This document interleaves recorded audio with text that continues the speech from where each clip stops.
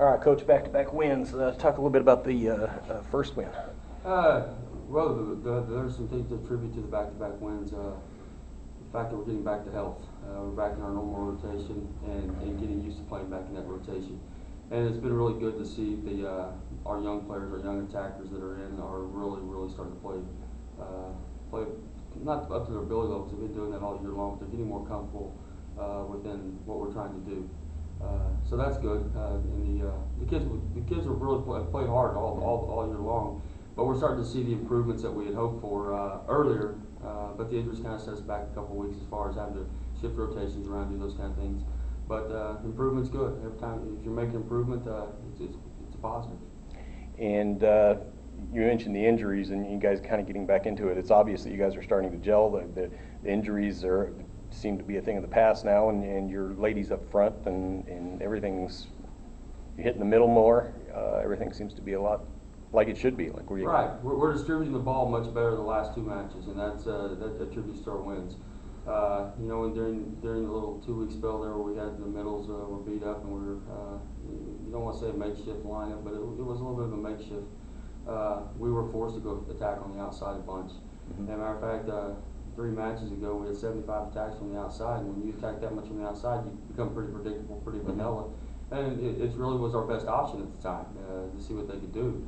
But at the same time, you know, when you have times like that in your season, you grab some things out of it. And what we grabbed out of it is a much better defensive team. We're seeing us, you know, last night I felt like against Fort Scott here, I felt like it was one of the matches where not only were we in our base defense and in the right place defensively, but we was in the right position defensively. And there's a difference. Being in the right place doesn't mean you're ready. Being in the right place in the right position means you're down, ready to play defense. And we were pretty committed to that last night. And that's kind of the trademark of this team is we have to be pretty passionate about the defensive side of the game on the back row. And I think I thought we did that really well last night. Fort Scott's a quality opponent. And I know Fort Scott didn't play real well game one. A lot of that had to do with the fact that we served really well game one.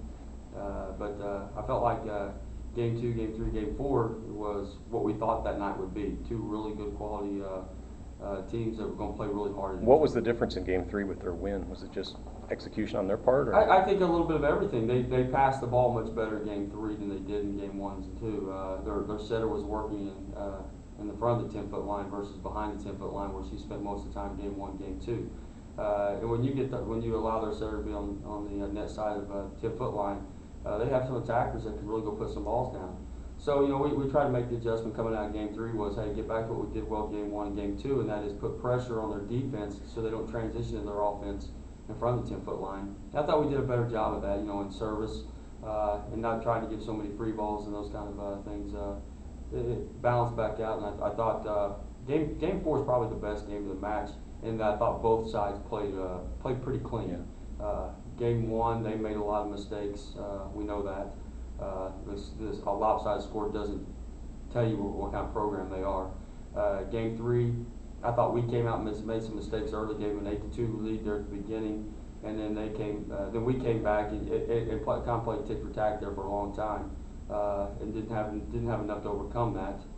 And in game 4, I thought we both played pretty solid, and fortunately we were at home and we played a little more solid maybe than they did. Tomorrow night, is it? Tomorrow night's Coffeyville match we've actually postponed until now, till November 2nd. And the reason being is we've both had a lot of matches here in this little part of our schedule, and we both have a huge gap between our last match and our playoff games.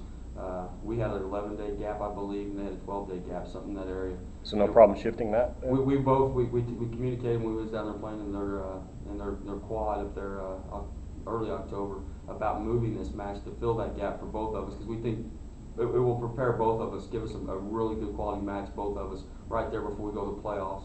And we thought that was a better option for both programs. They thought for them, and we thought for us. So we're going to move that thing back to November 2nd to give us a better. So you bump Coffeyville, then what's your next opponent? We go to the East Central Tournament, the Falcon Classic in Union, Missouri on Friday, Saturday. Really quality tournament. Kansas City Community College is there, a really good program. Of course, East Central, who's hosting the tournament, has won our regional tournament for the last 2 years. Seedings released on that yet, or? It's not a seeded tournament; it's a round robin, so we'll play everybody. Okay. We open up play down there with Missouri Baptist JV, We play Kansas City Community College, turn around the next day, we'll play East Central.